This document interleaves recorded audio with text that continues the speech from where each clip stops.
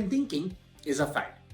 Now, don't get me wrong. I'm not saying that the process of design thinking is wrong, just the concept of labeling it as design thinking is unruly.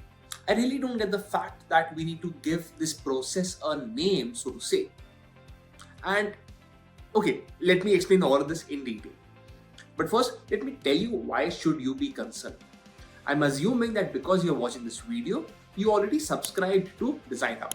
This is the place where we align with design, and that's why the next possible step for you to start learning more about design would be going on the internet and finding more content about design. And I'm sure you will come across something called design thinking or human-centered design or user-centered design and a couple of other things like that. Now, all of these things are basically theories. They are concepts. They are ways to go about thinking and problem solving, and that's why I don't think that you need to go about understanding the theory in detail. Let me break it down all of that for you in this particular video. Let's get started. Now, what is design thinking? Let's get started with that first. Design thinking is a simple model that explains the entire concept of thinking when you're creating new designs in 5 steps. These 5 steps are empathize, define, ideate, prototype, and test. Too difficult to understand? No, it's not. It's quite simple actually. These 5 steps are basically very simple to understand when you start executing them or understanding them in a different scenario. Think of it this way. Empathize is basically to understand what the problem is going to be or what the issue is. Define is when you define the specific problem that has to be solved for it. Then is ideate, where you think of the solutions that you need to work. These ideations might be the ways in which you might be able to solve. Then is the prototype, where you actually apply one of these solutions or probably more of them to try and fix this at a small scale or probably even at a larger scale than you're probably thinking. And finally is the test. Once you have tried it out, does it work or not? Let me give this to you in a slightly different reference. If your door is creaky when you open or close it, right? There could be multiple ways to fix it. Problem 1 is to empathize or basically understand that this door creaking is the issue. When you start defining the problem statement, that is where you try to understand whether the door is creaking because the hinges are not working, or is there something stuck under the door, or is it just because of the rainy season the door does not have enough space to move. So one of these could be a problem statement.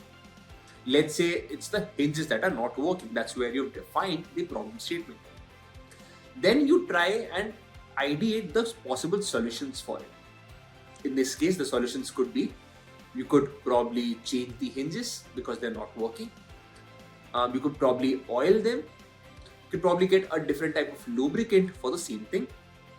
And if nothing works, you probably would call someone special or an expert to fix it all together for you. And once you try one of these, let's say you've tried to oil those hinges. When you oil it at one place, it works somewhat better, the noise reduces. That is where you've prototyped it. And finally, if you apply it on all of the hinges for the door, that's where you've tested it, and then you open and close the door again to see if the noise is still there.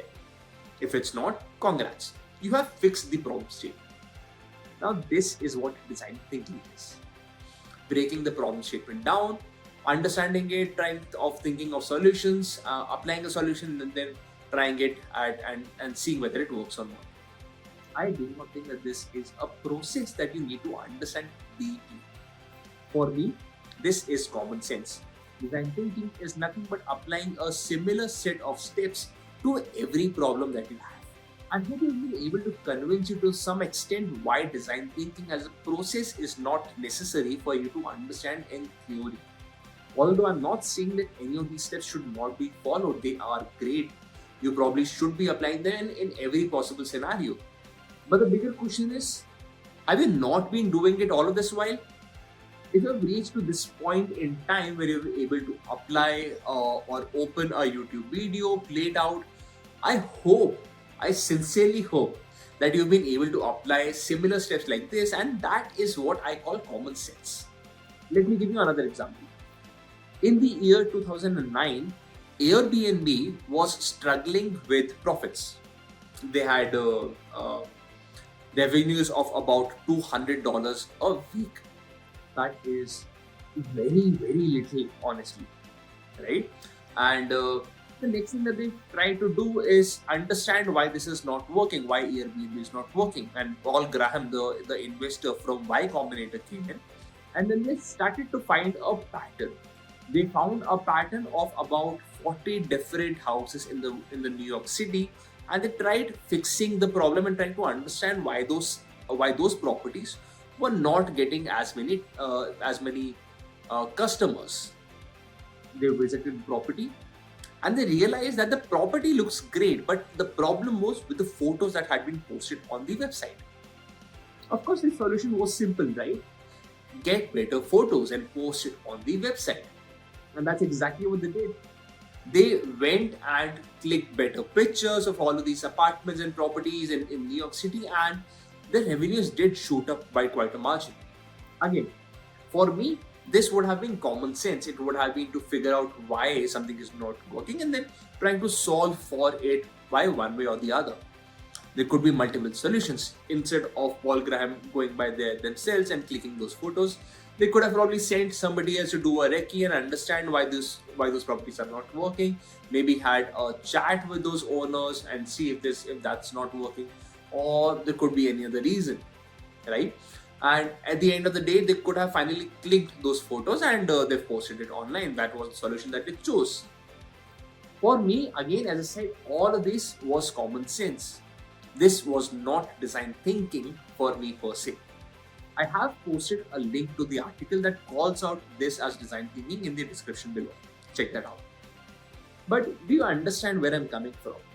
My problem statement is that all of these steps is something which comes to you naturally, right? And today, when you are learning design, when you're trying to learn a new software, don't let so many articles on the internet which talks about why design thinking is great push you back in your learning journey. What you're learning is necessary. Of course, it's good and great to learn all of these things, but it's not necessary that you understand all of these very deeply. You might need to apply these on a very regular basis, and I'm sure you will be able to do that because you are smart. And don't let anybody else tells you otherwise. If you have been able to spend so much time in the world and are able to understand content like this, I am sure you will be able to understand most of the general sense when you're designing a logo. You need to understand why somebody needs to get a logo design. You need to understand why or what is the purpose of the company. You will probably create a couple of designs and then you'll probably show it to them. If that does not work, they will give you a certain feedback and then you'll probably work on it again, right? That is how you'll still work. Even if you did not know human-centered design or design thinking, any of those. So if not for design thinking, what should you be doing? Of course, go online, please read as much as content as possible, but don't feel bogged down by so much of theory. Here's what I do. The first thing that I generally do when I'm browsing internet, even in my free times, to make sure that if there's something that I do like, I bookmark it. I pin it, I save it, I send it to myself on WhatsApp if necessary. This becomes my reference bank. The more options I have in my reference bank, the more I have observed and seen great design and great content online. Now, this is possible not only for graphic design, but this could be done for videos, it could be done for logos, it could be done for even engineering marvels. You could do any of those. And I try to create the biggest repository that there is. I have about 3,000 pins, 3,000 bookmarks items in my Instagram account, in my own personal Instagram account. And I have about 400 to 500 different videos that I have saved so that I can reference back to them later. That's something that I do generally even when I'm browsing internet in my usual time. Now, the next thing that I would want you to do is apply common sense. Whenever you're talking to a client or you're talking to your manager or you're talking to somebody else who's probably giving you work, try to understand why they are getting that work done. Then ideate with them if possible to understand and to see what ideas of yours do they like or they do not like. Then try to apply those ideas in a final design. Of course, start slow, take it step by step, and don't be afraid to go back and ask more questions if necessary. That is really an important step. Once you've applied all of these ideas, once you have tried a couple of solutions, go for a review. See if that works for them. If it does, great. They'll probably get back to you with certain inputs here and there, of course. Try applying them and going back. And keep on repeating this process unless your client or your manager is satisfied with the work that you have done. There is no easy way to go about design. Of course, you might get great at it with time, but you will still need a lot of inputs whenever you're starting a new project. So make sure you don't shy away from anyone. And that is how I solve my design problems. I hope you will be able to follow some of this advice. And I hope to see you more across the next set of videos that I do post, where I'll probably talk about how you can go about designing certain aspects of the content that you're going to be creating as well. Anyway, I hope this was useful and I will see you in the next video.